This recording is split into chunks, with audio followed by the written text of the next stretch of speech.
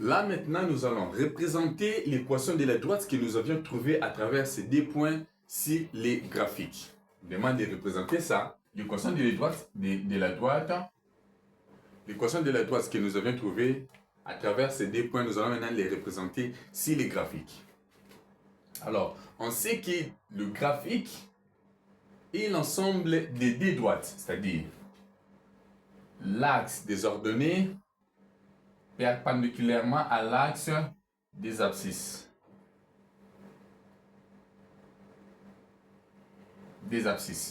Nous avons ça c'est Y et ça c'est X. Nous voulons représenter cette équation sur ces graphiques. Alors, on sait qu'ici c'est 1, là-bas c'est 2, là c'est 3. Donc, nous avons 1, 2, 3. Nous avons moins 1, moins 2, moins 3. Ici, nous avons moins 1, moins 2, moins 3. Moins 3 et moins 4. Là-bas aussi, j'ajoute 4. 4, je descends ici, moins 4. On a toujours les positifs, négatifs, positifs, négatifs. L'axe des abscisses et l'axe des ordonnées. Alors, la droite que nous allons représenter, c'est cette droite. Comment est-ce que nous allons faire? La première des choses, ou la première valeur que moi je vais poser sur mon graphique, c'est le 1 que je vois. C'est ça l'ordonnée à l'origine. Donc, je prends 1 ici, je le mets ici. Donc, je sais que Y, ça c'est Y, 1 est là. Le 1 est là. Maintenant, il me reste à trouver un point.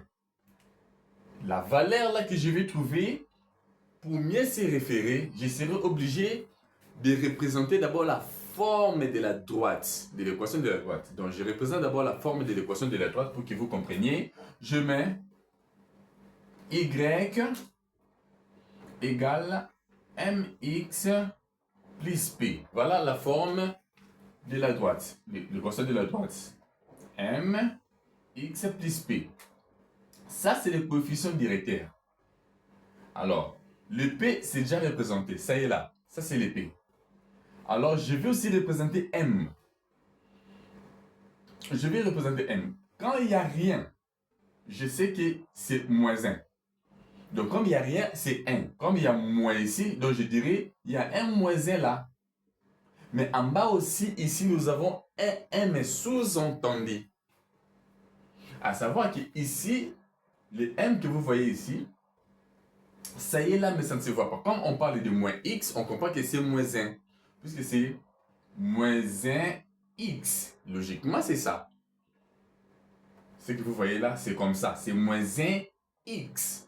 Alors, qu'est-ce que je vais faire? À partir de cette valeur ordonnée à l'origine, je vais descendre de moins 1. Donc, j'ai 1 ici. Quand je descends vers moins 1. Je descends là. Donc, je descends, je fais un pas en arrière, puisque moins 1. Donc, moins 1, c'est-à-dire que je fais un pas en arrière. Et quand je descends, je sais qu'en bas ici, il y a un sous-entendu. Donc, je vais maintenant aller horizontalement. Quand je descends, je vais maintenant aller un pas. Je descends un pas pour aller horizontalement sur X. Donc, je pars jusqu'à là. Je m'arrête là. Je descends et je pars là. Je descends de moins 1. Moins 1. Et je fais un pas. Le un pas que vous voyez, c'est ça. En bas, mais c'est sous-entendu. Donc, je fasse ici.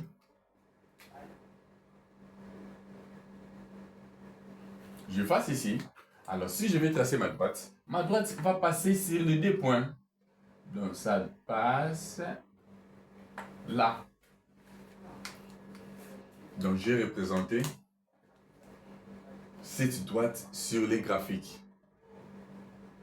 Voilà, cette droite sur les graphiques.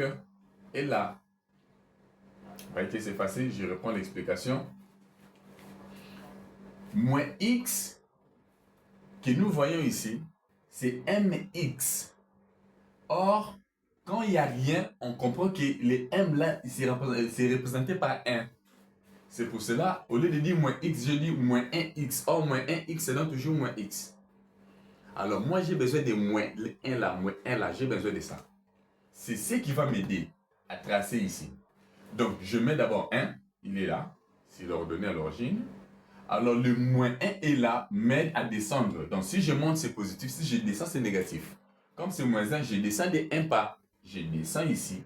Maintenant, je sais qu'ici en bas, quand il n'y a rien, c'est-à-dire il y a 1. Alors, le 1 là, ça représente x. Ça représente l'axe des abscisses. Donc, je vais aller comme ça. Je fais un pas et les 2 points, je relie. Donc, c'est facile comme bonjour. Nous avons tracé la droite sur les graphiques.